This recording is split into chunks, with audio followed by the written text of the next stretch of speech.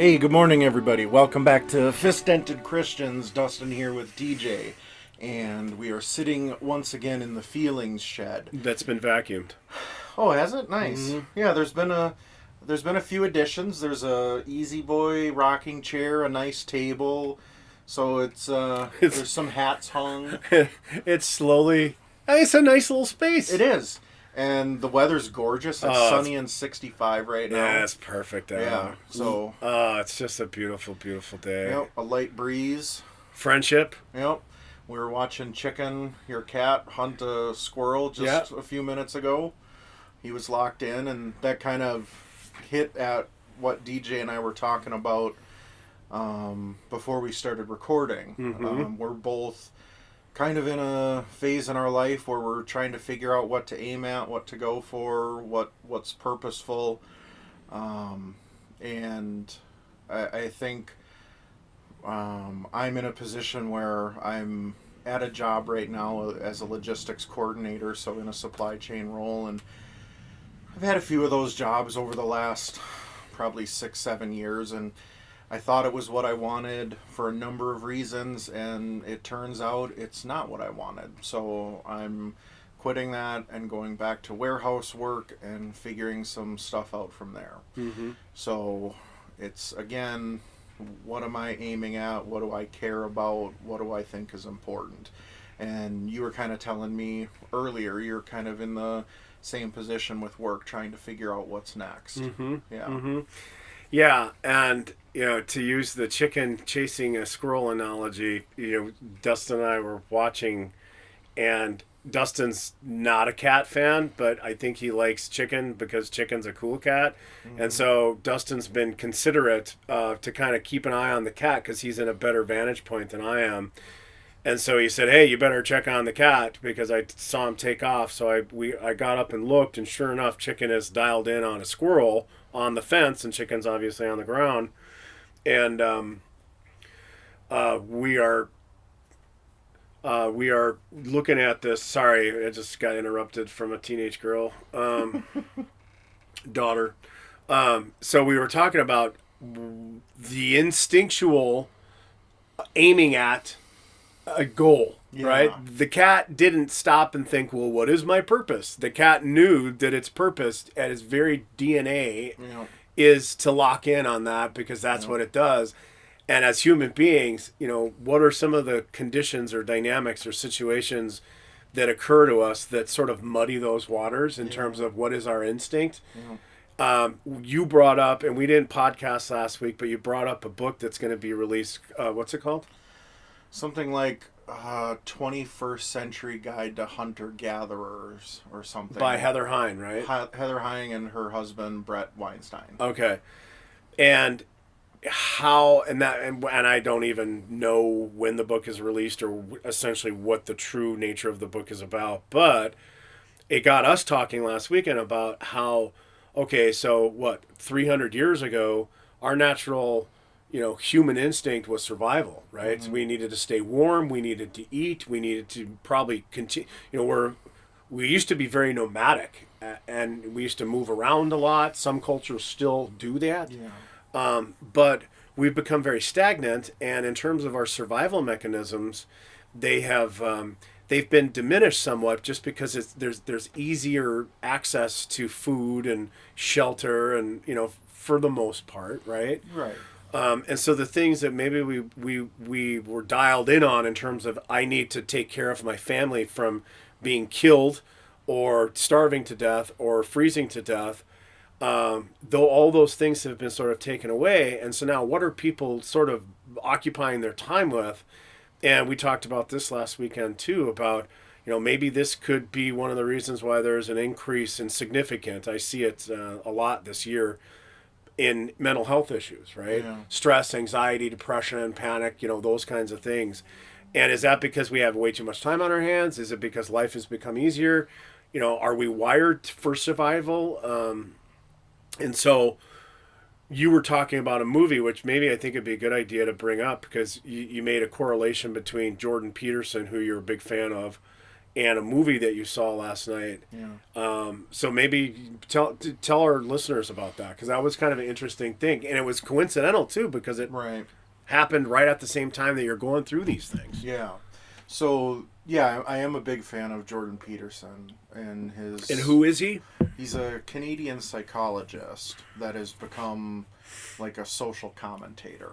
So he just he's a very smart individual, and for too many reasons that I won't bore everybody with, he's become somewhat famous for commentating on the social structure of Western society currently. Um, and a couple of the things that he has mentioned that have really resonated with me the last month or so. Um, uh, Aim at something, because if you don't aim at something in your life, you're going to miss everything. Mm-hmm. Like you can't hit what you're not aiming at.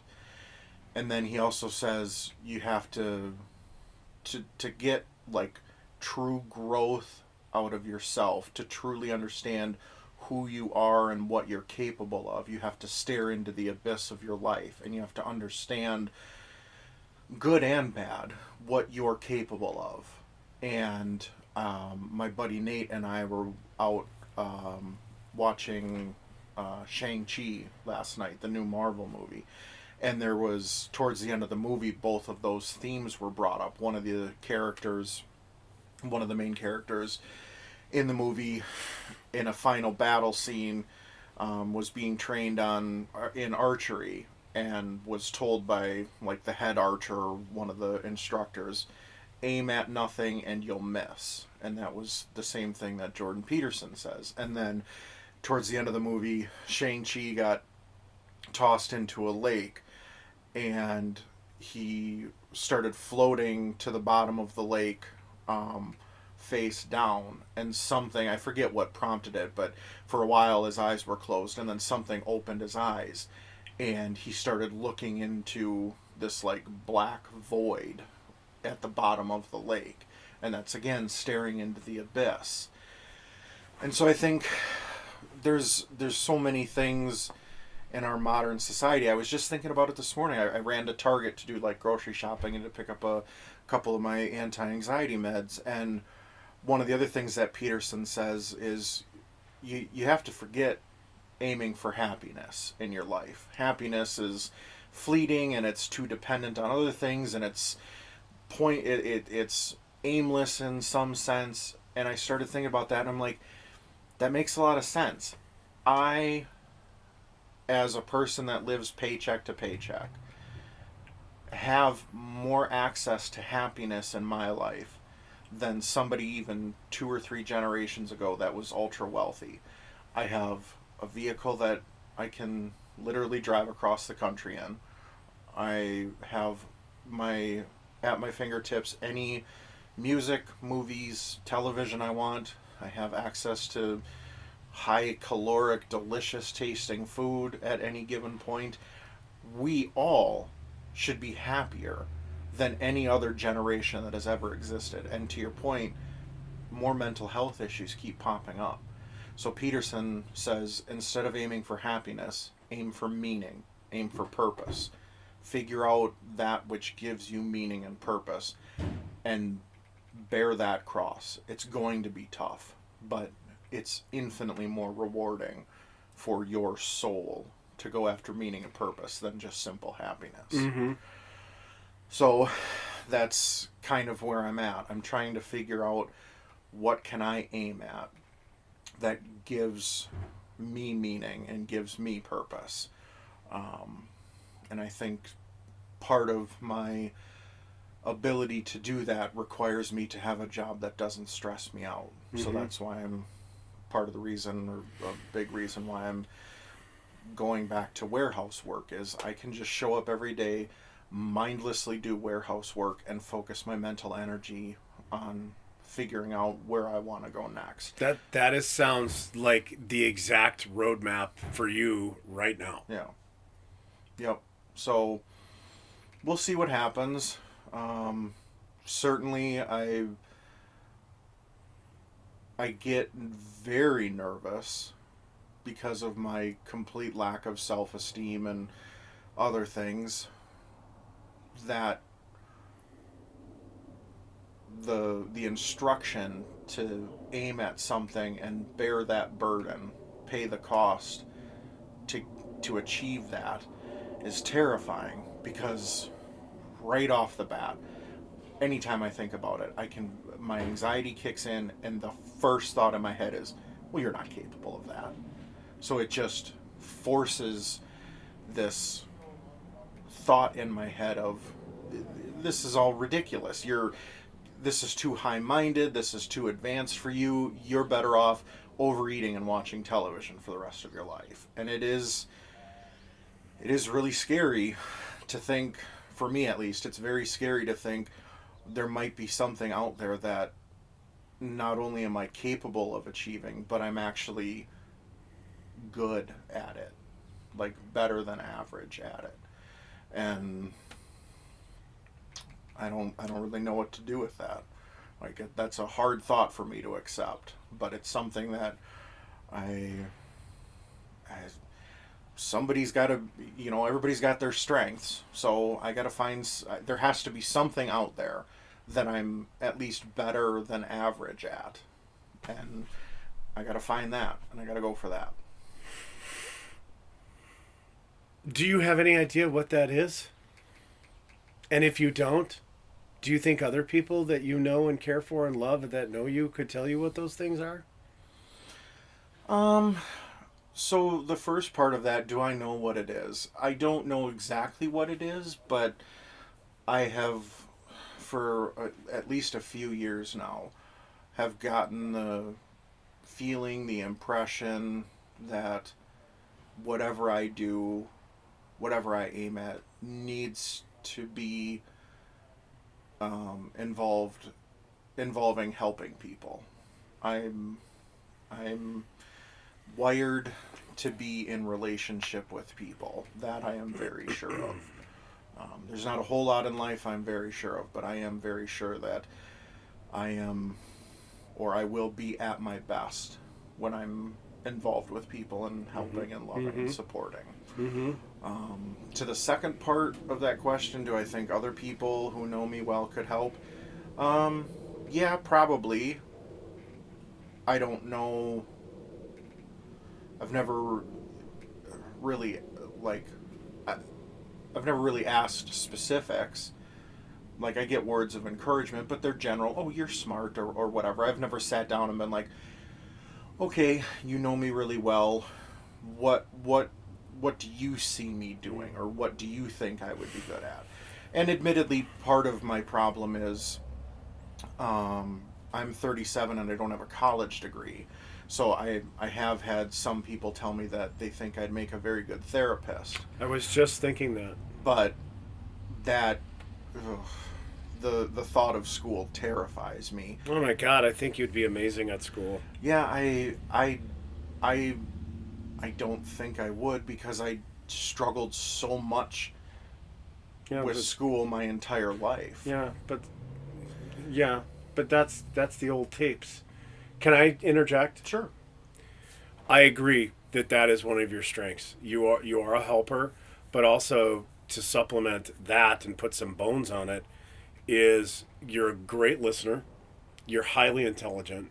You are eloquent and can express yourself in ways that I think most you have, and you have very high awareness. Okay, sure. In expressing those things, you can empathize with what other people are going through. Sure. Right? Yeah. You have all of these things that I think, the purpose of this podcast was to make people not feel alone in their brokenness, right? Well, that's kind of therapy. Sure. Some of what we do is sort of therapy without the actual person. It could be one person, it could be 100 people. We're talking about our stuff, so that's a very empathetic kind of thing. Yeah. And so when you say, well, I don't know how good I'd be in school, I was terrible. I don't have a college degree. Sure. But I have 2 licenses, or I used to have 2 licenses. The other license I had was a sound engineering degree. Sure. And the license certification now is for financial counseling. I did terrible in college. I did terrible in high school. And then when I found what I was aiming at, Mm-hmm. which was I want to work in recording studios and I want to work with rock bands. Sure. So I found that was my passion, and then I ended up having to pay for it myself. And so I was amazed how I was into it. Yeah. And I attended, and when it was hard, I actually bared down and learned it and like got help if I needed help. Sure. But I eventually got to where I needed to be. And another thing you're saying too, I just want to kind of add to what you're sharing, is this nervousness, right? When you figure out what it is I'll have 7 years of sobriety on Monday. Before that, I always had this image of what life could be like if I had any longevity in terms of recovery. And it scared the crap out of me because Sure. I'm like, okay, well, if I'm visualizing this person, and that person has integrity and is honest, and that person is consistent, and that person has goals and fulfills those goals, that person has good relationships. And so when I started thinking about all those things as a person that doesn't drink and party and stuff, I got super nervous. Like, I don't know if I can do that. Right. And because that means, like, if I'm going to be sober, Yeah. I got to walk the walk. Sure. Right? Yep. That was really, really daunting. Yeah. And then, as life usually does, it threw me into a situation where I had one of two roads I could go down. Sure. And I chose the one that I think has made my life better. And so it reminds me of staring into the abyss. It's scary because you don't know. The abyss ultimately is like this never-ending unknown, right? Right. But you have to. Yeah. And as a result, and not to say that, oh, DJ is great or wonderful. I'm not trying to do that. Right. Please don't think that. Right. But I'm saying if anything else I'm trying to say is that I understand this feeling, but I know you well enough to know that if you could just take little steps forward. Yeah. I mean, do you see, not to go down this road too much, but would you like being a therapist? I think you'd be great at talking to people. Yeah, I guess I've never given it a lot of thought. It certainly does seem interesting because it is helping people. Having people come to you, Right. broken people, Right. listening to them, and then diagnosing or coming up with some game plan. What about a life coach? Yeah. Well, maybe start there. Sure. I'm actually doing a life coaching. I'm the guinea pig for somebody that's getting their life coaching license. Oh, okay. And a matter of fact, I just did my first session this week, and I thought about you. I'm like, oh my God, like Dustin would be good at this. Sure. But you know what? It's makes you nervous. Is that you kind of have to walk that walk too. Right. Yep. But you're kind of at a crossroads, and you have been for a while. Right. So you need to make that decision. Yeah. Do I want to keep doing what I'm doing? And again, you're right. I think that was brilliant. It's not about happiness. Right. But you certainly don't necessarily have the meaning or purpose either. Right. You know what I mean? Right. Yep. So, yeah, I think you would be. I mean, even if it was like life coaching, go get a life coaching certification. Do the forklift job or do warehouse job, something that's mindless that can help you focus on something else. And then let's just say, and I'm sorry, I don't mean to be like fixing everything for you. I'm not. Please, I'm just ideas, right? Yep. I'm just visualizing, conceptualizing, and then your side hustle could be like, little bits of incremental learning about that, right? And then boom, you have a life coach certification. Then you could maybe start doing that on the side. Right. Yeah. And for people that are struggling with depression, anxiety, anger, right? Right. You can niche it. Yeah. Yeah. It's something that I was nervous about giving up the supply chain role because it felt like defeat, like I can't do this, but it really, one of the things, so I texted an old boss of mine that got me into purchasing, and we still keep in touch. He and I and a couple other friends do a happy hour 3-4 times a year. His name is Larry, and I texted Larry just to give him the update that I was getting out of supply chain jobs permanently, and I thanked him for taking an interest in me and encouraging me and supporting me and all that. And I said I had this realization that getting out of supply chain doesn't mean I'm stupid. It just means that it's not for me. Mm-hmm. And one of the big things that Larry was a big part of in helping me realize, or starting to realize, is I'm not stupid. Because that's been, for a long time in my life, I just assumed I was dumb. And so I find that so hard to believe, because I think you're one of the smarter, more well-read people I know. Well, thank you. Yeah. It's forest to the trees, man. Yeah. So I'm taking the attitude this time and the approach that this isn't an indictment on my intelligence. This is simply, I tried a supply chain buyer role at a few different companies, and it's not for me.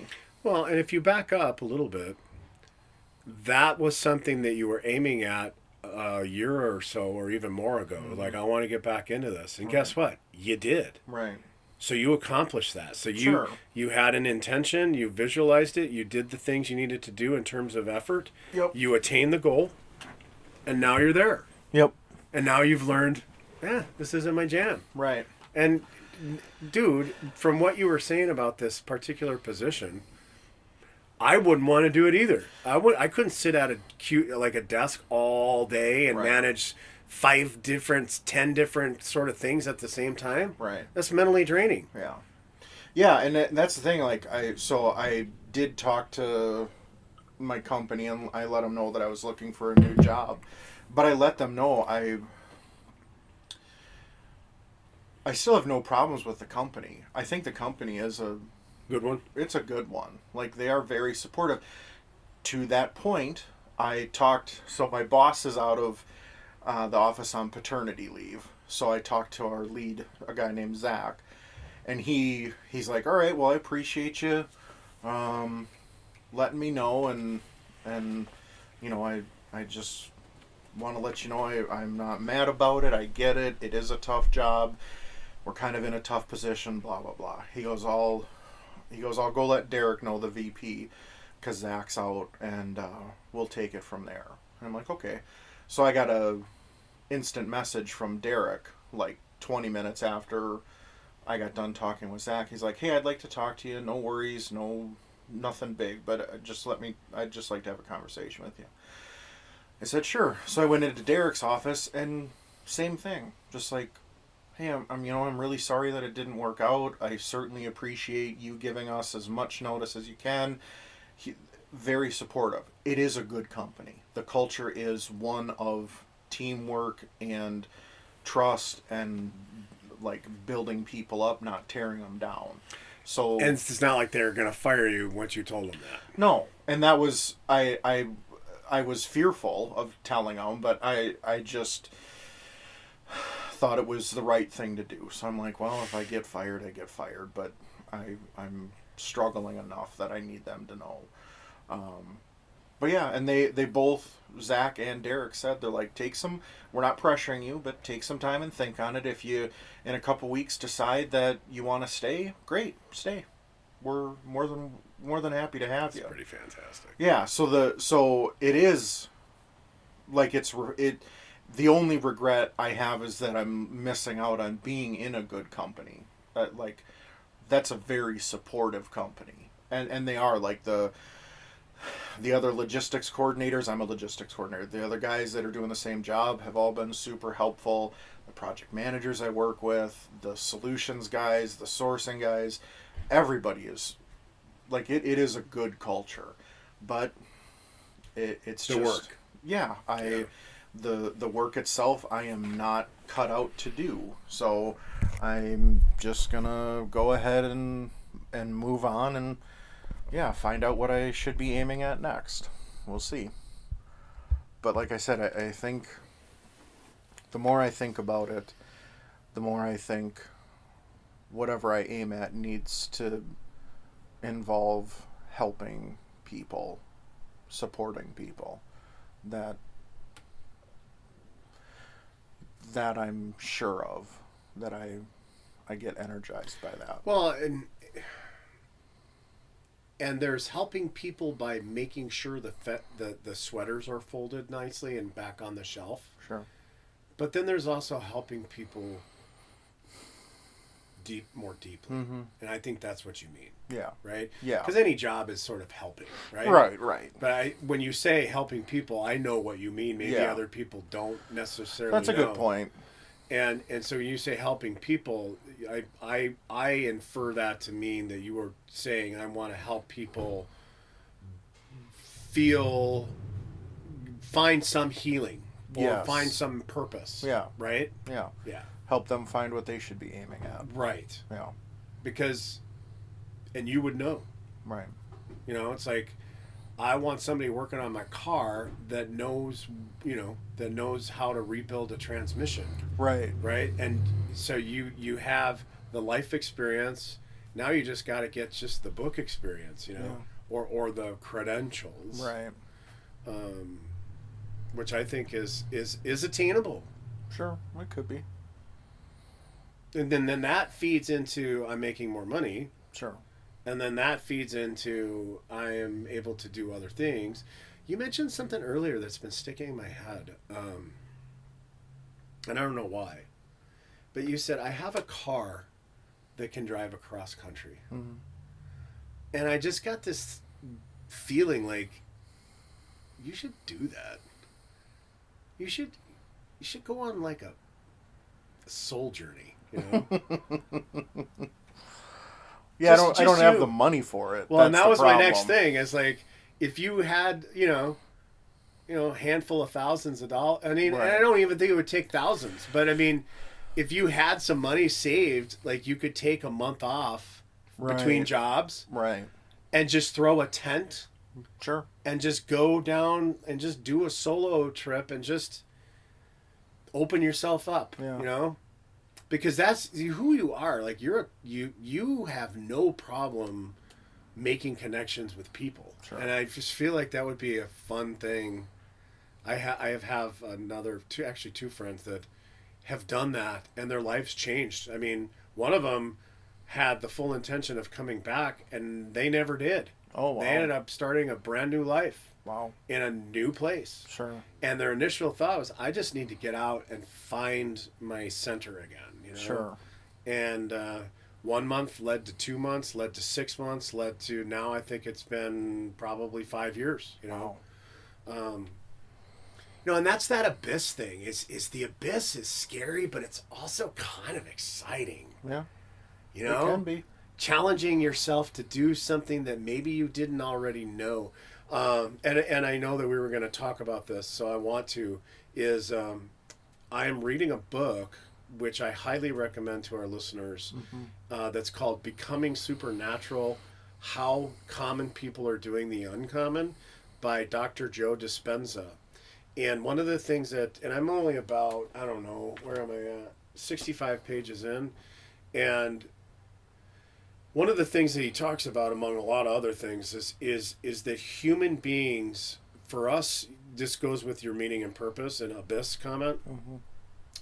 We need to be fairly intentional about facing the unknown every day. Right. And the unknown could be something as simple as I'm going to break up the monotony of my routine every day. Okay? Because this doctor's premise, is that Dustin wakes up in the morning and Dustin has probably a dozen things that he does regularly before he leaves the house, maybe when he's at work, maybe when he comes home. We're sort of creatures of habit, right? Yeah. And so what happens is when we're in these spaces, because it's habitual, we're not present. Okay, meaning that we're not really there because Sure. our physical bodies are going through the same processes, which kind of then connects to our brain, and so we're kind of like half existing a little bit. Sure. You know, going through the motions, sitting in traffic, Yeah. you know, all these things, and pretty soon that doing that opens this door wide open for thinking about the future or thinking about the past, because we're just in this non-existent state because we don't have to think about anything because we're just already doing it. We do the same thing every day. Right. So the premise of staring into the abyss or creating an unknown component in your life is really helpful because it automatically brings you back to the present moment. And so I'm actually going to try this out. So one of my weekly achievement things this week is to write out a list of unknowns. Okay. So I have 14 things that are different from my normal routine that I'm going to wake up earlier. Okay. And I'm going to just randomly draw a card. And that card is going to be something that I don't normally do in the morning. So Sure. it could be meditating. It could be journaling, like things that I do but not religiously. Yeah. It could be go to the gym. It could be go for a nature walk. One of them is to go pick up litter in the morning. You know, excuse me. Different. Yeah. Something different. Yeah. And I'm not saying other people need to subscribe to that, but I'm just saying that for you have so much effing potential that it's almost like you got to dislodge something, you know? Yeah. For what it's worth. Yeah. Yeah. It certainly. I feel like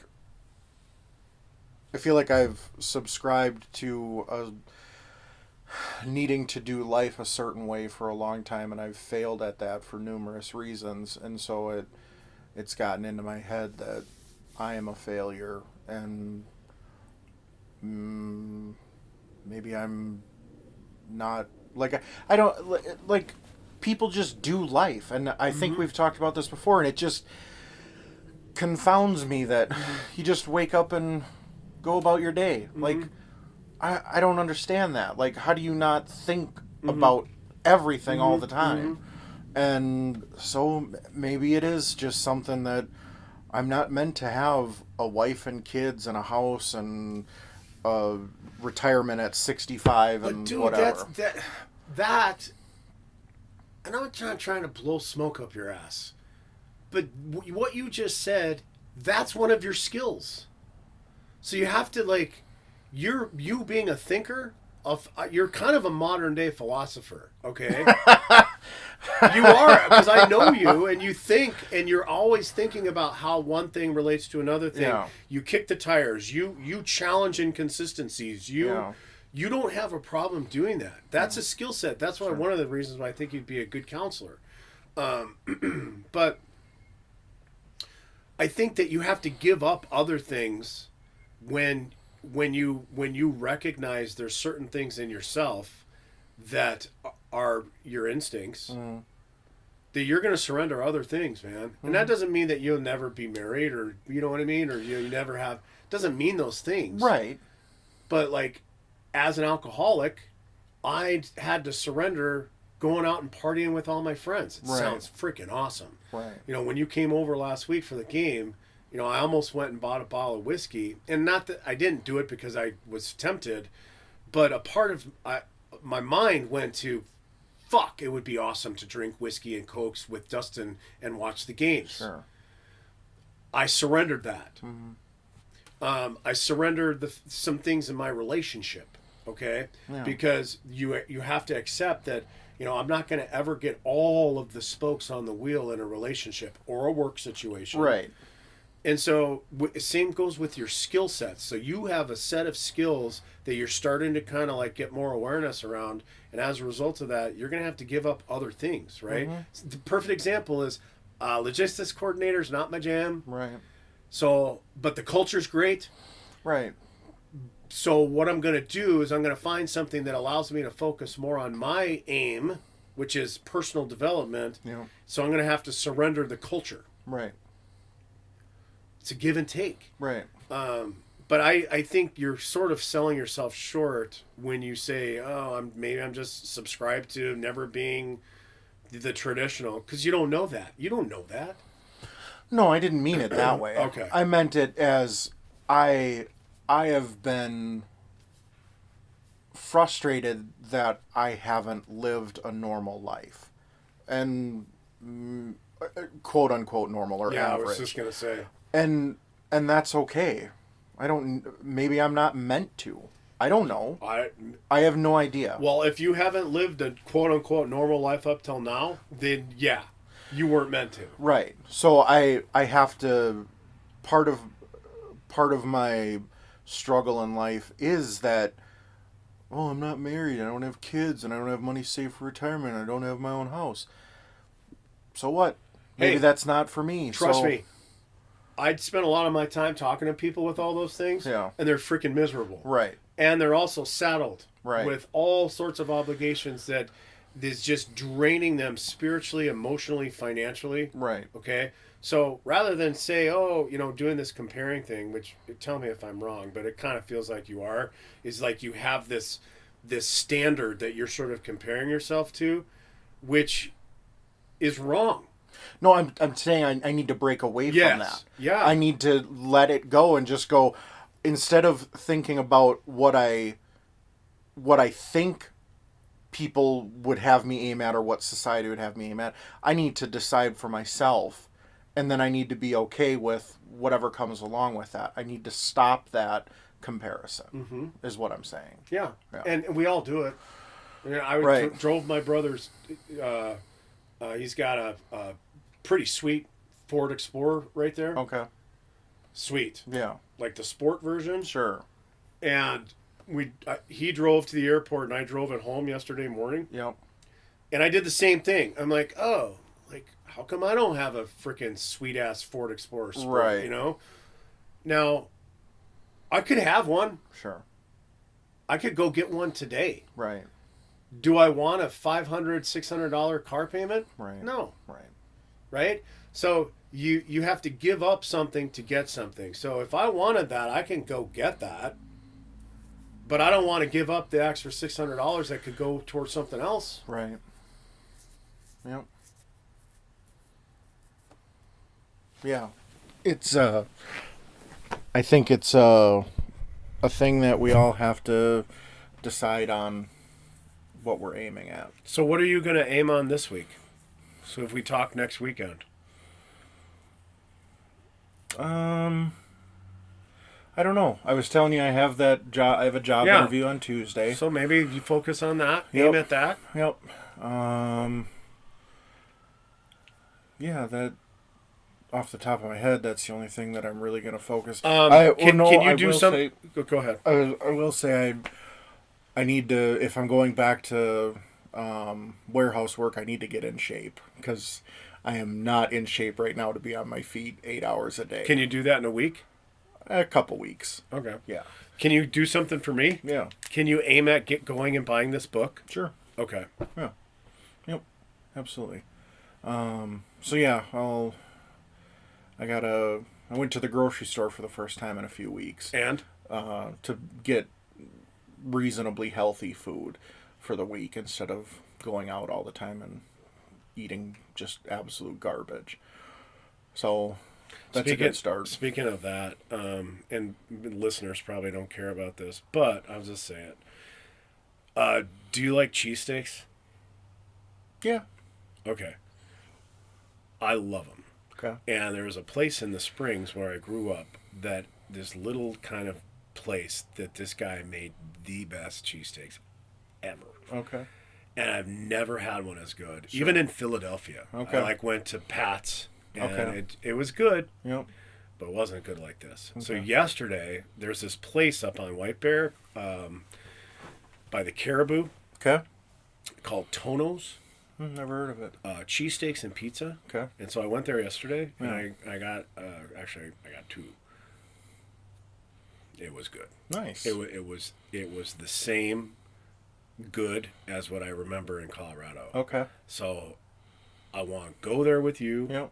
And I want to. We're going to talk about eating crappy, but it was so good, man. Yeah, I'll throw down on cheesesteak. Do you ever have something that you're... And I was hungry, so it was Sure. even a perfect storm of awesomeness. Yep. And you ever have those moments when you eat something, you're like, oh my God, this is so good. Mm-hmm. I had that yesterday. Sure.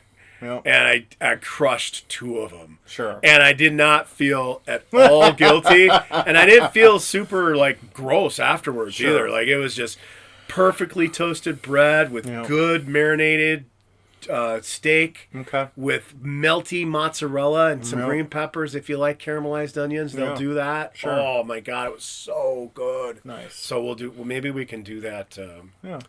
Maybe we can do that sometime this next week. Sure.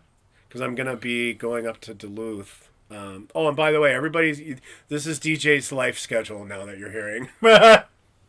But there's a concert for Recovery in Duluth next Saturday. Oh, okay. And I got a couple VIP that I helped put together. Okay. And so I'm going to go up with Allie to that. Nice. But maybe during the week we can go. All right, cool. All right, well. All right, everybody. That'll be a good stopping point. Thanks for listening. Go out and find what you should be aiming at, and good luck with it. Yes. Talk to you later.